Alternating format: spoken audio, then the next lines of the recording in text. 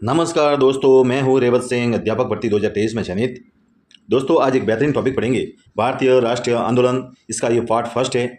इसमें हम 1885 से 1947 तक जितने भी आंदोलन हुए, जितने भी संगठन की स्थापना हुई, उन सब के बारे में पढ़ेंगे और कौन से ऐसे क्रांतिकारी थे, उनका बहुत योगदान था भारतीय राष्ट्रीय आंदोलन में, उनके बारे में पढ़ेंगे। ये दोस्तों जो भारतीय राष्ट्रीय आंदोलन वाला टॉपिक है, ये रीट मेंस हो या रीट परी, दोनों के लिए बहुत फायदेमंद है और इस टॉपिक से एक दो सवाल आपके परीक्षा में देखने को जरूर मिलेंगे।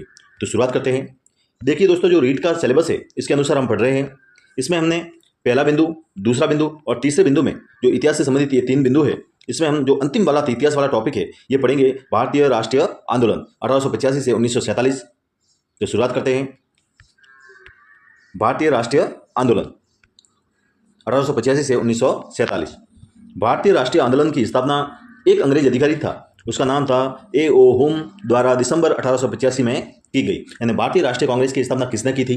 तो ये दोस्तों प्रश्न पहला बन गया है। तो इसमें आपको लिखना है A.O. हुम, ये आपको याद रखना है। इसका प्रथम अधिवेशन हुआ था 28 दिसंबर 1885 ईस्वी को और इसमें 72 प्रतिनिधियों ने भाग लिया। कहाँ पर हुआ था ये अधिवेशन? ये बंबई में गोकुलदास तेजपाल संस्कृत कॉलेज में किया गया। आगे बढ़ते हैं। प्रथम अधिवेशन में कौन कौन से बड़े नेताओं ने भाग लिया था? इसमें दादा भाई नेहरू जी, फिरोज शाह मेहता, बदरुद्दीन तैयब जी, W.C. बनर्जी, सुब्रमण्यम अय्यर प्रमुख थे। नेहरू जी, जो दादा भाई नेहरू जी थे दोस्तों, ये व्यवसायी और प्रचारक थे। वे लंदन में रहते थे और ब्रिटिश संसद के सदस्य भी रहे। इन्होंने एक प्रसिद्ध पुस्तक लिखी थी, ये परीक्षा में आमतौर पर पूछी जाती है। कौन सी पुस्तक है? Poverty and un British rule in India, में ब्रिटिश शासन के आर्थिक परिणामों की आलोचना की। ये प्रसिद्ध पुस्तक है, आपको याद रखना है। दोस्तों, जो कांग्रेस के प्रथम अध्यक्ष कौन बने थे? जैसे ही कांग्रेस की स्थापना हुई 1885 में, तो 28 दिसंबर 1885 को बंबई में जो अधिवेशन हुआ था जिसमें 72 प्रतिनिधियों ने भाग लिया था, तो कांग्रेस के प्रथम अध्यक्ष उस समय कौन बने थे? तो इसमें अध्यक्ष बने थे व्योम चंद्र बनर्जी। ये दोस्तों आपको याद रखना है। जनवरी 1886 में द इंडियन मिरर नाम का एक अखबार ने लिखा कि राष्ट्रीय कांग्रेस हमारे देश की भावी संसद का केंद्र है और यह हमारे देशवासियों के लिए अकल्पनीय रूप से लाभकारी परिणामों को जन्म देगी। दोस्तों, ये लाइन देके आपको ऐसा पूछा जा सकता है कि ये कौन से अखबार में लिखा गया था? तो द इंडियन मिरर, ये आपको याद रखना है। आगे बढ़ते हैं। देखिए, दादा भाई नेहरू जी कांग्रेस के दूसरे अधिवेशन जो कलकत्ता में हुआ था के अध्यक्ष रहे। इन्हें क्या कहा गया? Grand old man of India. यानी grand old man of India किसे कहा गया? दादा भाई नेहरू जी को कहा गया।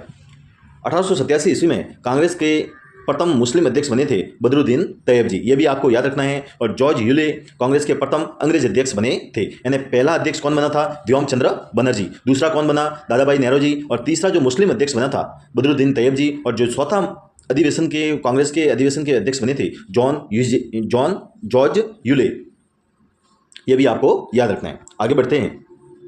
दोस्तों, 1885 से 1905 तक कांग्रेस का काल नरम दल के रूप में जाना गया। दोस्तों, कांग्रेस में दो रूपों में विभाजित हो गया था, हम आगे पढ़ेंगे। एक था नरम दल, एक था गरम दल। ये दोनों क्या है? दोस्तों, नरम दल का मतलब है कि अंग्रेज जो भी नियम बनाते हैं वो भारत के हित में बनाते हैं, ऐसी इनकी सोच थी। और गरम दल वाले ये सोचते थे कि अंग्रेज भारत के खिलाफ है, भारत का शोषण कर रहे हैं। तो दोस्तों, इसमें गरम दल में तीन महत्वपूर्ण नेता थे, लाला लाजपत राय, बीपी चंद्रपाल और बाल गंगाधर तिलक। इसके अलावा जो नरम दल में जो थे उसमें फिरोज शाह मेहता हो गए, उसके अलावा दादा भाई नेहरू जी नहीं थे, उन्होंने विरोध किया था, प्रारंभ में थे। उसके बाद में जो व्योम चंद्र बनर्जी, तो ये प्रमुख थे। आगे बढ़ते हैं। देखिए, तीन प्रमुख गरम दल के नेता कौन कौन थे? तीन प्रमुख गरम दल के नेता थे जिसमें बाल गंगाधर तिलक, लाला लाजपत राय और बीपी चंद्रपाल। इन्होंने विरोध किया था अंग्रेजों का। तिलक ने एक नारा दिया था, ये महत्वपूर्ण है दोस्तों। बाल गंगाधर तिलक ने एक नारा दिया था, स्वतंत्रता मेरा जन्मसिद्ध अधिकार है और मैं इसे लेकर ही रहूंगा। परीक्षा में पूछा जा सकता है कि स्वतंत्रता मेरा जन्मसिद्ध अधिकार है, मैं इसे लेकर रहूंगा, कौन से क्रांतिकारी ने यह नारा दिया था? तो बाल गंगाधर तिलक ने। ये आपको याद रखना है। देखिए, 1940 से 1945 तक अबुल कलाम आजाद लगातार 6 वर्षों तक कांग्रेस के अध्यक्ष रहे, जो सर्वाधिक हैं। कांग्रेस के लगातार 6 वर्षों तक अध्यक्ष रहे थे अबुल कलाम आजाद, जो सर्वाधिक रहे। कांग्रेस के सर्वाधिक लंबी अवधि तक अध्यक्ष रहने वाले का क्या नाम है? तो उनका नाम है अबुल कलाम आजाद। ये आपको याद रखना है। दोस्तों, हमने गरम दल के बारे में पढ़ा था, अब हम नरम दल के प्रमुख नेताओं के बारे में पढ़ेंगे। नरम दल के में कौन कौन है? सुरेंद्र नाथ बनर्जी, गोपाल कृष्ण गोखले और फिरोज शाह मेहता। दोस्तों, 1905 में लॉर्ड कर्जन ने बंगाल का विभाजन कर दिया, जिसके विरोध में 7 अगस्त 1905 को स्वदेशी आंदोलन हुआ। यह भी आपको याद रखना है मोटा मोटा। 26 दिसंबर 1907 को सूरत में अधिवेशन हुआ। उस दौरान कांग्रेस गरम व नरम दल में विभाजित हो गई। उस समय अध्यक्ष कौन थे? तो उस समय अध्यक्ष था रास बिहारी घोष। ये भी आपको याद रखना है। कहाँ हुआ था अधिवेशन? सूरत में हुआ था। कब हुआ था? 26 दिसंबर 1907 को हुआ था। तब कांग्रेस का विभाजन हो गया था गरम और नरम दल में। ये दोस्तों महत्वपूर्ण है, मोस्ट है, क्योंकि यहाँ कांग्रेस का विभाजन हो गया था। आगे बढ़ते हैं। 1906 में मुस्लिम लीग का गठन ढाका में सलीमुल्लाह आगा खां ने किया, जिसमें बंगाल विभाजन का समर्थन किया। 1909 में इंडियन काउंसिल एक्ट की घोषणा की गई। इसमें माले मिंटो सुधार के नाम से भी जाना जाता है। इसमें मुस्लिमों के लिए सीटें आरक्षित की गई थी। ये भी आपको याद रखना है। आगे बढ़ते हैं। देखिए दोस्तों, जो स्वदेशी आंदोलन हुआ था बंगाल विभाजन का, तो वो आंध्र प्रदेश के क्षेत्र में, आंध्र और डेल्टा के क्षेत्र में, इसे आंध्र के डेल्टा इलाके में स्वदेशी आंदोलन को वंदे मातरम आंदोलन के रूप में जाना गया। परीक्षा में पूछा जा सकता है कि आंध्र के डेल्टा इलाकों में स्वदेशी आंदोलन को किस नाम से जाना गया? तो वंदे मातरम आंदोलन के नाम से जाना गया।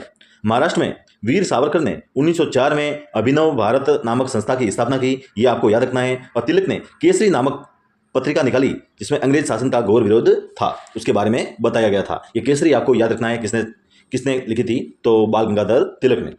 अब हम पढ़ेंगे 1905 में लंदन में श्यामजी कृष्ण वर्मा ने इंडियन होम रूल सोसाइटी की स्थापना की थी। इंडियन होम रूल की स्थापना किसने की थी? कहाँ की थी? तो ये लंदन में की थी। किसने की थी? श्यामजी कृष्ण वर्मा ने की थी। 1912 में दिल्ली को भारत की राजधानी बना दी थी। तो 23 दिसंबर 1912 को रास बिहारी बोस ने दिल्ली के वाइसराय लॉर्ड हार्डिंग पर बम फेंका। आगे बढ़ते हैं। देखिए, जैसे बम फेंका तो 1 नवंबर 1913 ईस्वी में अनेक भारतीयों ने लाला हरदयाल के नेतृत्व में सैन फ्रांसिस्को अमेरिका में गदर पार्टी की स्थापना की। परीक्षा में पूछा जा सकता है। रीट 2018 में पूछा गया था गदर पार्टी के संस्थापक कौन थे? तो थे लाला हरदयाल। कब की थी स्थापना? 1913 में की थी। और कहाँ की थी? सैन फ्रांसिस्को अमेरिका में की थी। ये भी आपको याद रखना है। आगे बढ़ते हैं। गांधी जी 46 वर्ष की उम्र में 1915 में दक्षिण अफ्रीका से भारत लौटे। अंग्रेज सरकार ने गांधी को केसरे हिंद की उपाधि से सम्मानित किया। कांग्रेस के लखनऊ अधिवेशन 1916 में कांग्रेस के दोनों खेमों में एकता होगी। जैसे ही 1907 का जो सूरत अधिवेशन था, उस सूरत अधिवेशन में कांग्रेस का नरम और गरम दल में विभाजित हो गया था। तो दोस्तों, उसका वापस एकीकरण 1916 जो लखनऊ अधिवेशन हुआ था, उसमें दोनों की एकता हो गई थी, दोनों एक हो गया था। यानी कांग्रेस का जो विभाजन था वो वापस सम्मिलित हो गया था। लेकिन एनसीईआरटी में इसकी डेट लिखी हुई है दिसंबर 1915। ये दोस्तों याद रखना है। थोड़ा सा कंफ्यूज वाला प्रश्न है। कांग्रेस के लखनऊ अधिवेशन यानी आरबीएससी में स्पष्ट रूप से लिखा हुआ है कि कांग्रेस के लखनऊ अधिवेशन 1916 में कांग्रेस के दोनों खेमों की एकता हो गई थी। लेकिन एनसीईआरटी में दोस्तों 1915 लिखा हुआ है। ये आपको दोनों ध्यान में होना चाहिए। इन दोनों में से एक ही दिया जाएगा परीक्षा में। तिलक ने 1916 में पूना में होम रूल लीग की स्थापना की। वही एनी बेसेंट ने मद्रास में होम रूल लीग की स्थापना की। आगे बढ़ते हैं। कांग्रेस ने सत्याग्रह का प्रारंभ अफ्रीका में किया। यानी जो गांधी जी ने सत्याग्रह का प्रारंभ कहाँ किया था? अफ्रीका में किया था। यानी जो गांधी जी थे, महात्मा गांधी ने सबसे पहले सत्याग्रह का प्रारंभ अफ्रीका में किया। और भारत में पहला सत्याग्रह 1917 ईस्वी में चंपारण बिहार में किया। आगे बढ़ते हैं। 19 मार्च 1919 को रॉलेट एक्ट लागू किया गया। गांधी ने इसके विरोध में 6 अप्रैल 1919 को आंदोलन किया। इस कानून को शैतान की करतूत, ये भी आपको याद रखना है, शैतान की करतूत और निरंकुशवादी बताया। दोस्तों, जो रॉलेट एक्ट था, इसमें यह नियम था कि आपको बिना अरेस्ट, मतलब कोई भी एफआईआर दर्ज नहीं है, यानी संदेह के आधार पर गिरफ्तार करके उसको कारागृह में डाला जा सकता है। तो ये एक बहुत भारत के भारतीयों के लिए बहुत ही मतलब नियमों के खिलाफ था।